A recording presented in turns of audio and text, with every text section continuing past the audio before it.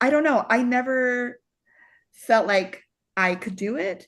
And somehow I had to like learn a little bit more to even realize that I did care about this enough. And it goes through phases. Like I would start art projects and drawing projects and like not care. And now like I've gotten to a place where I know my goals enough to know that what is worth it to me and what isn't.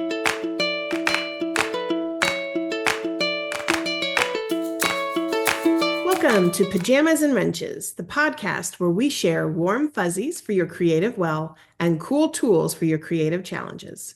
I'm PJ Gardner Schweitzer, author of the Horace and Bunwinkle series and The Great Zudini from HarperCollins, and this is my good friend. I'm Sarah Allen. I am the author of 4 middle grade books, What's Doctor Made of, Breathing Underwater, The Nightmare House, and Monster Tree. What has been inspiring you lately?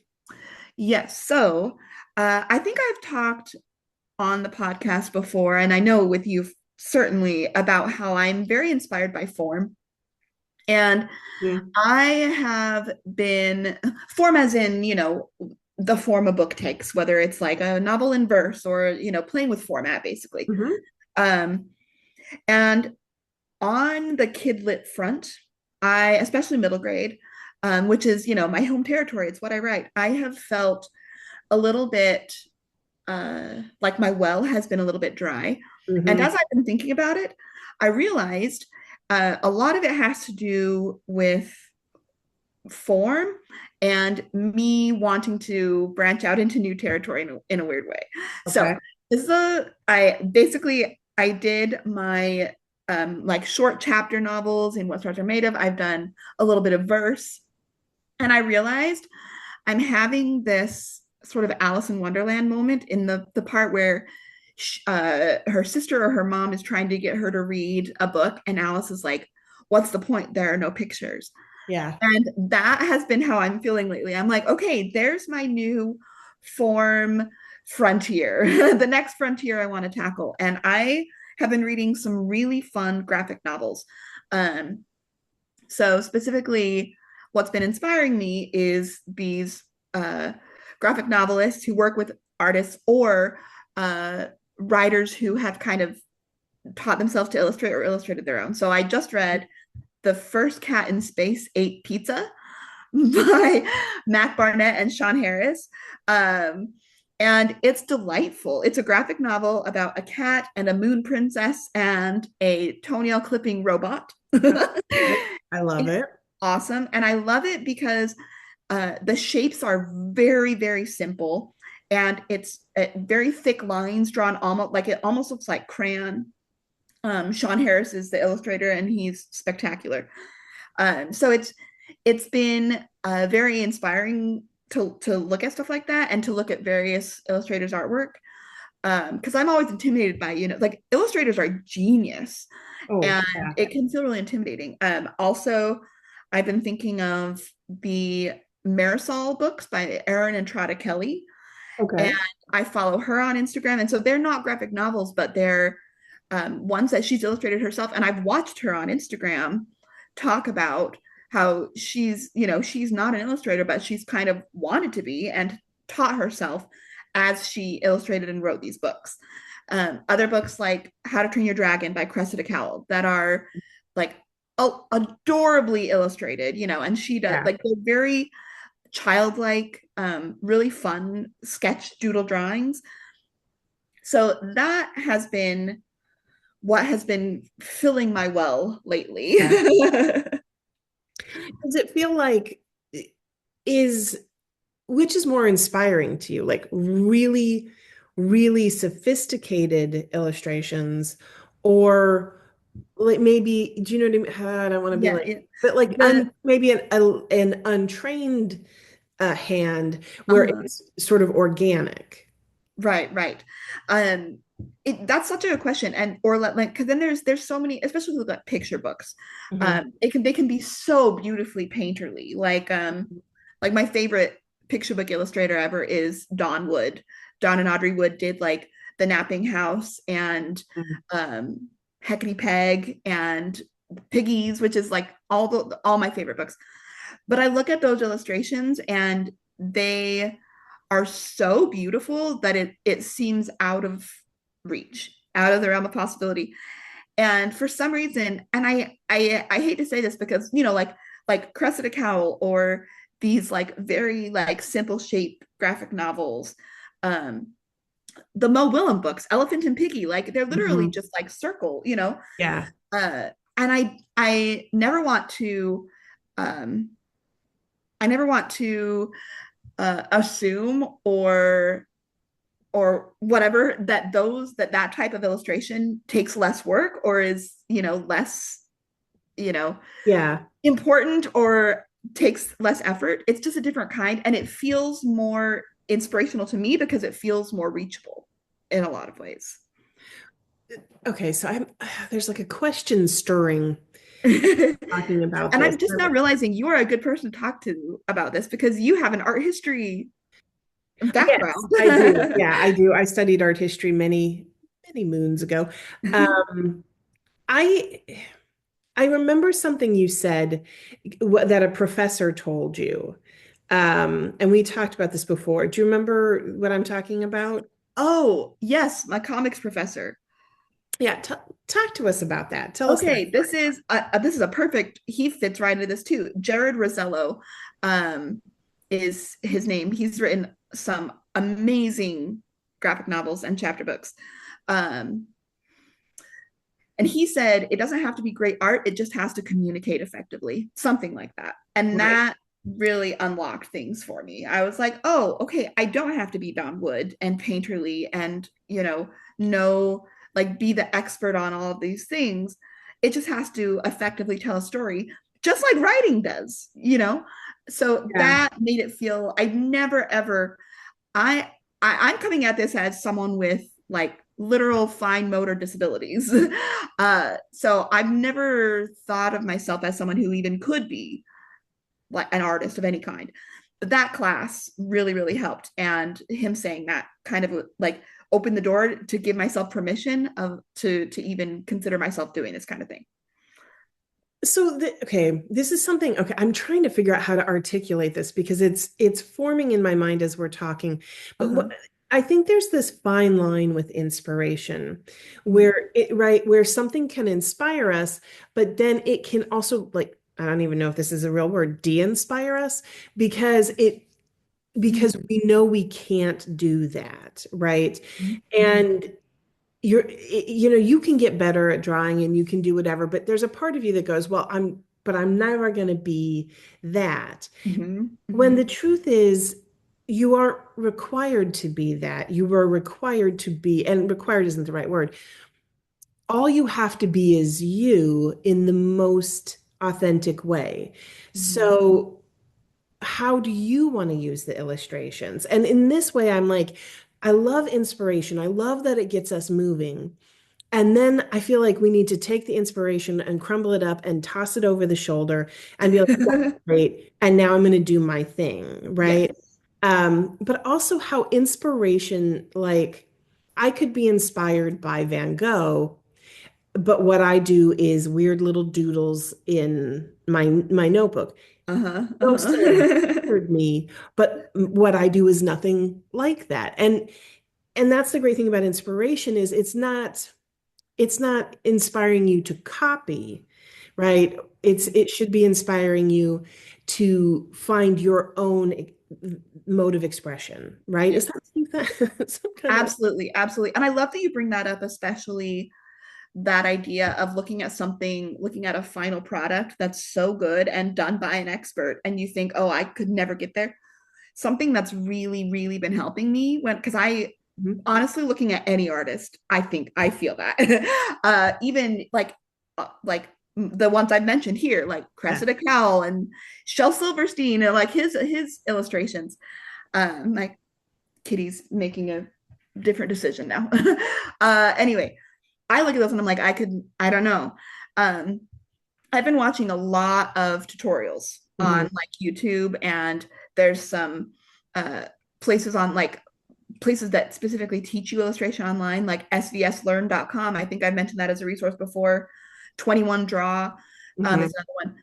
But I especially have been watching YouTube tutorials, and that has been super helpful because you start by looking at the final image and it looks like this gorgeous like sketchbook page doodle, and it's like watercolor and everything, and then you see the process, you see them do it, and you see them like measuring with their fingers, putting dots on the page of where they want the lines to go, and the lines are really shaky and like just Mhm. sketchy and loose, and you see, like, I think seeing step by step, it takes what felt out of reach and makes it.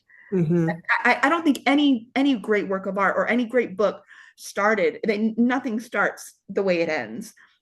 We talk all the time about looking at a book's first draft, and there's so much that changes between Absolutely. final iteration. Absolutely. So I think Well, that's helped as well, is watching yeah. the process and realizing that it's as messy a process for everyone else, all these aspirational artists, as it Yeah. is for me. And there's this great quote, which I'm gonna basically have to paraphrase from Ira Glass, right? Where Uh-huh. he's like, in the beginning, you have to understand that your talent won't meet your taste. And again, this is a massive Mm-hmm. paraphrase, right? Because you have been a consumer of this for so long, right? You have a sense of what is quality, but your ability won't meet that. And Mm-hmm. so it's a matter of keeping with it. Because think about your early writing. I mean, it's true in writing, it's true in anything we tackle where the experience of doing it over and over again, the process of learning through that, taking classes, doing the Yeah. tutorials, all of that, right, refines you. Um, and all of it, though, is in pursuit of your vision, right? How you want to tell the story. And you always have to tell a Sarah story. Yeah. And I know some people can write to trend and write to market and stuff like that. And I think writing to market is such a weird phrase anyway, because I'm like, all that means is that you know your tropes Yeah. and Yeah. you lean in. And I'm like, Yeah. yeah, like that's a bad thing. But writing to trend is different because that's like about timing and stuff like that, right? But you are you and you have to be you because that's what makes it interesting. There's like 7 stories and we're all just retelling them. You're the special sauce, right? Right. You're the unique element to it. So whatever your style is, right? And it may get better, right? Probably will, right? Oh, You know, I've more seen, like, time. I Yeah. look at the earliest comics I did for Jared Rosello's comics class, and like I have learned so much since then and practiced. So like it's very night and day difference, even just having done this for a few years. I think there's another part of this that's important, which is so I'm sort of famously a quitter. I'm like, I used to have a sign that said, if at first you don't succeed, quit. No sense being a damn fool about it. I'm a big believer in quitting, but I'm also a big believer in grit. Like I'm a big believer in sticking with something. But my thought is don't stick with something unless you really want to do it. But don't quit something because you think you'll never be good at it. Like there's this weird kind of Yeah. right Yeah. gray area with each of these where I just don't believe in sticking with things past the point of whatever unless I want to, Yeah. unless it is Yeah. meaningful to me. And I It's think that almost like cutting your losses versus self-rejection yes. way. Yeah. Or even discovering that, and I think some of this is that you just discover you don't want to do the work. Like some Mhm. things are worth the work and some things aren't to you, Mhm. right? And that's all of that is fine. It's all just where you want to do the work. And Mhm.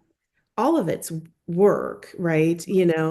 Um, but like with writing, like when you're writing and it's not going well. I mean, I can't tell you the number of times in the last year working on the same manuscript where I was like, that's it, I quit. I don't want to do this anymore. And then somehow I'm still here, and then it goes better, and I'm like, oh, that's right.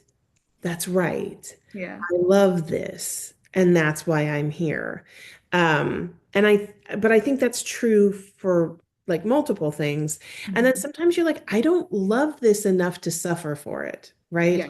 I Yeah. don't love this enough to do the kind of work this would take to get to what I think is Yes. quality, right? To use that phrase. Like what Yeah. would in that sense. And Uh, it does take a little bit of learning to even feel that. Like one of my best friends is an art teacher, and she would teach me stuff all the time. And I don't know, I never felt like I could do it. And somehow I had to like learn a little bit more to even realize that I did care about this enough. And it goes through phases. Like I would start art projects and drawing projects and like not care. And now like I've gotten to a place where I know my goals enough to know that what is worth it to me and what isn't, oh, basically, let's like see. you're You just said the magic phrase. I know my goals enough to know saying. that it's worth it. Yeah. And is um that's the big part of this, which is that I mean, because I had tried to write before I really did, and it wasn't easy, and I that whole thing where it wasn't good, and then I thought, well, I didn't know I was going to be a writer from the time I was 8, so that means I'm probably not really a writer, and I'm just I'm posing, and then hitting 42 and accidentally quitting my job, which is a whole story, but then being like, it's now or never, right? Mhm. So sometimes something really isn't for you, and sometimes it's not for you in the moment. It's not for you right now. And I think it's where you keep coming back to Mhm. it, you know? But I go back to in terms of like what you're talking about, Sarah, be your wild, weird self.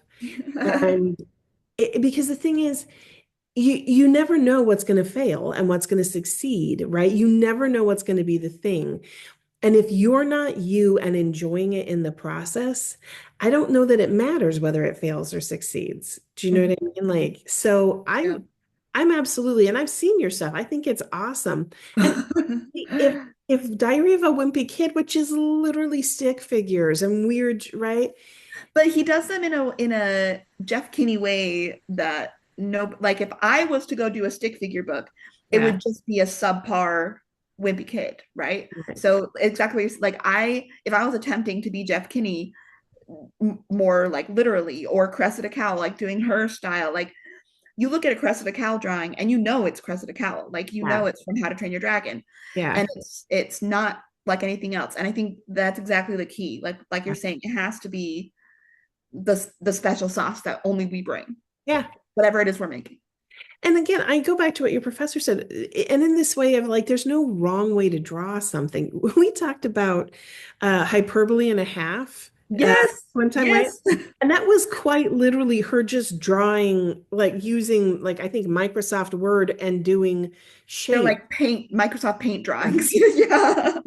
Terrible illustrations, but they were hilarious. And then the story was hilarious. And Yeah. so you kind of, right, do all the things. I think there's still the Yeah. theme, right? Um, And the hilarity and effectiveness of how well they communicated, how much personality they had, yeah. meant that they were terrible, but also amazing. Like they actually weren't terrible in their terribleness. So I think so this to me is like, there's really no wrong way to tell a story. There's no wrong way to share your vision because Mhm. it's your vision. Um, unless you're aggressive about it, and that's something, where you want to be an Yeah. right? But you know what I mean? Like the it's like style, right? Would you tell a writer that their style was wrong? James Joyce is like crazy to read, and yet, right, that's his style, right? Yeah. Yeah. Right? And I'm sure lots of people told him he was wrong, and then he's James Joyce. So, Yeah. I mean, Exactly. obviously it's not quite the same, but you know what I mean, Yeah. right? No, it is. Yeah, I totally get it. It if we're not bringing our special sauce to it, what's the point? Yeah. That it's Yeah. not going to last. Yeah. And I also think sometimes though too we think we have to be that our sauce has to be specialer. And I'm like, if you like writing romance and romance is all tropes. And if you're not writing tropes in capital R romance, I don't think you're doing it right. You know what I mean? I mean, Right, through saying there's no wrong way, but I'm like, I don't think you're writing that genre is what I mean, right? right, right. But like, Mhm. if that's what you love, then do it. The Mhm. whole point is creativity is your passion. It's also happened to be how we make money, but nobody, I'm going to go back to this, nobody can predict where your success will come from because nobody was Yeah. thinking, oh, Diary of a Wimpy Kid, this is it, right? Nobody was like, this is what we need, and they're searching for it. You just got to do you and then convince people that this is what they're searching for. Yeah. Right? Yeah. Yep, absolutely. That's what I'm gonna do. I'm gonna keep experimenting until I find the art work that that feels me. And Yeah. I'm getting closer. The more I do, the more fun and easy it feels. So What I sort of think, Sarah, is that you maybe haven't found the story yes. that you want to tell with this yet. Mhm. Because I suspect that when you find the story, the form of the illustrations will come to you. Like you've been Yeah. doing the work Yeah. and it's getting, like you're getting more skill at it and all of that. Mhm. But I think when the story comes to you, you'll know. Like, Yeah. and you'll find it, you know. I think right now you're in that phase of like open creativity where you're like, I know it's there, but it's it's just taking its time. That's what I think. Yeah. Yeah. Yeah. And sometimes that's what the process has to be. And I hope you're right. That's what it feels like to me too. And just practicing and letting it come. I think that's the hardest thing to do with creativity is to trust, especially if you're a thinker, like if you need time to process things and think things through. I think sometimes we think, oh, if I'm not writing every day or I'm not, like progress and people who are really like, oh, I keep track of this and this, which I'm always like, wow, I could not do that. That's actually stressful to me. But you have a 100% success rate of using your creativity in a way that produces, right? That has an end result. You have a 100% success rate with that. So you should trust that Yeah. will happen again, right? Which is Yeah. so much Yeah. easier said than done, but that's kind of the idea, I think, right? Speaking of easier said than done, you have the challenge for this week. What has been creatively challenging you? We were talking earlier about sleep. Basically, Uh-huh. what's challenging me is I cannot get time, like concentrated time to work.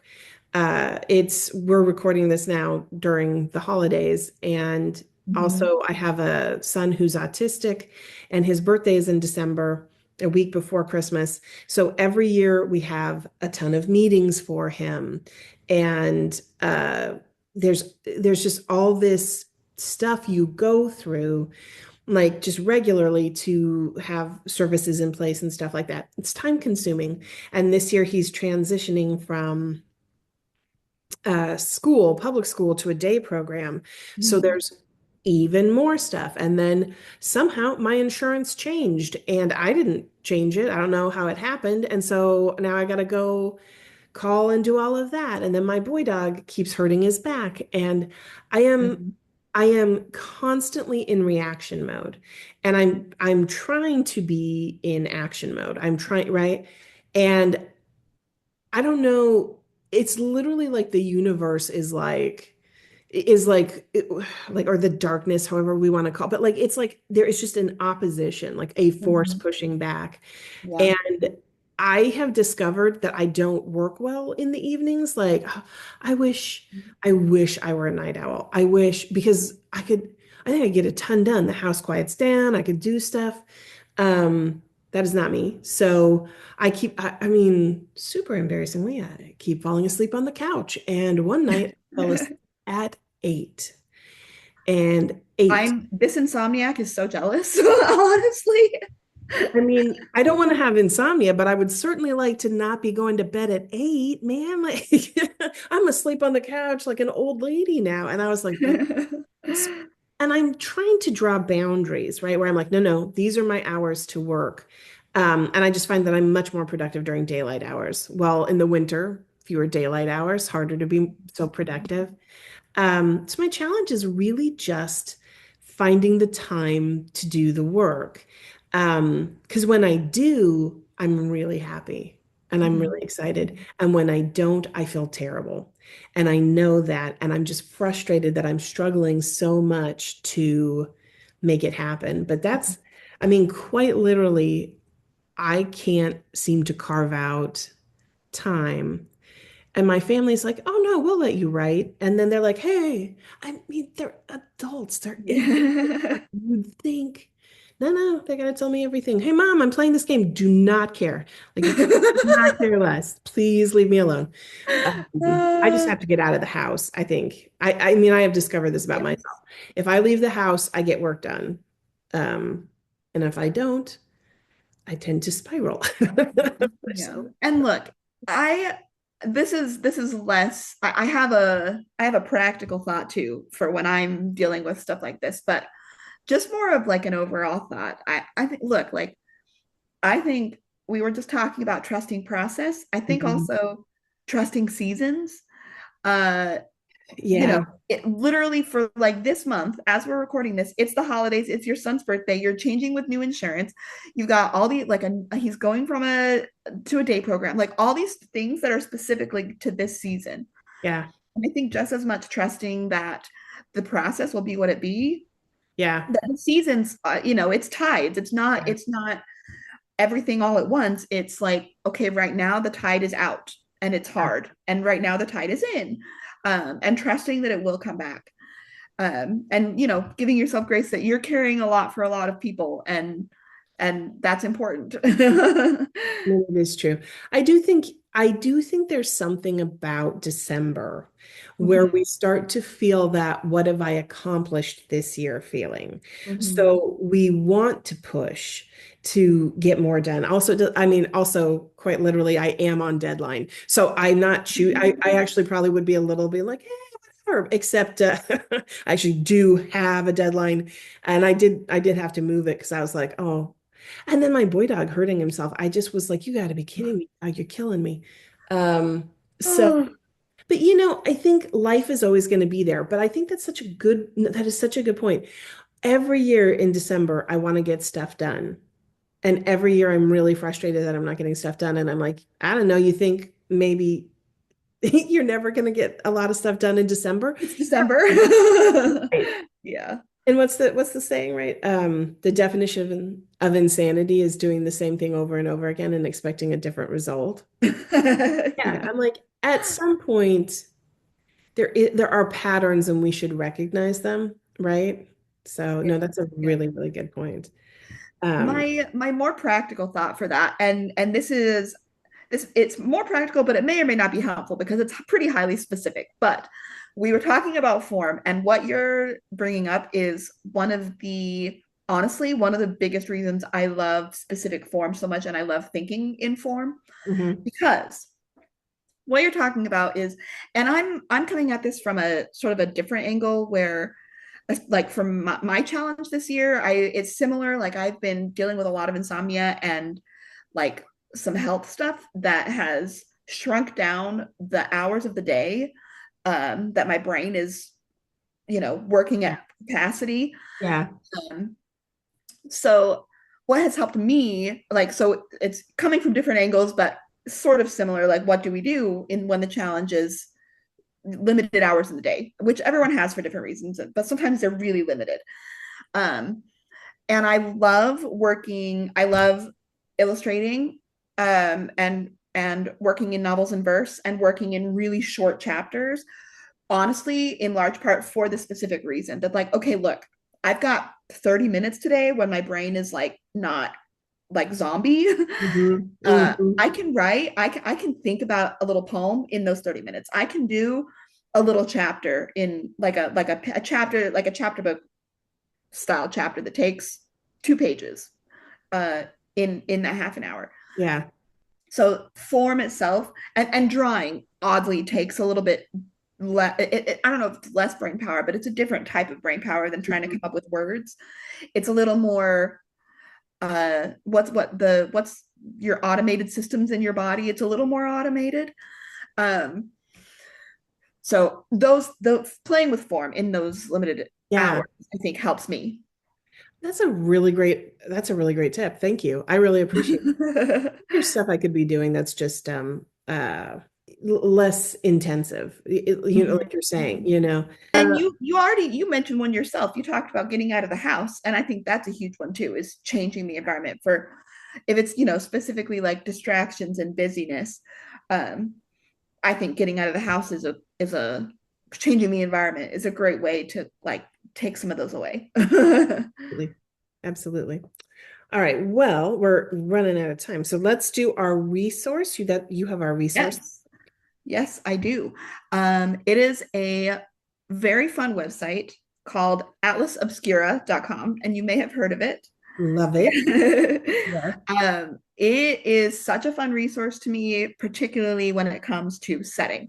But it also is a fun resource for just finding story ideas. But it's a database, kind of a Wikipedia style of collected places from all over the world that are more obscure. So if you're going to like Las Vegas, it won't take you to like the main attractions. It'll take you to like the pinball museum that is like a few streets off of the strip. Or like here in Orlando, the ones I found in my area is like Bob Ross's grave. And I went and I visited Bob Ross's grave because I had no idea that he was buried like 30 minutes away, but he is. So you just find like the oddest, coolest museums or little like art installations or whatever it is that it's the road less traveled, I guess you could say. And it always inspires me in terms of like setting and quirky stories. No, I love it too. Same thing, quirky stories, as if I need more ideas. Right now, I'm like, you gotta pick and stick with it, girl. I love Atlas Obscura too. It is such a, if you like just learning things, it is the perfect site. I love it. So that's an excellent resource. I hadn't thought of that one either. So I was like, when you say something, I'm like, oh, I hadn't thought of that. And so took one of my. I gotcha. And you have our closing words of wisdom of the day. I do, and I just have to find it. This is a quote. This is a quote from Terry Pratchett, who is my favorite author of all time. And it's from the book Thief of Time. I'm going to read the quote and then I'm going to tell you why I think it's awesome. Look, that's why there's rules, understand? So that you think before you break them.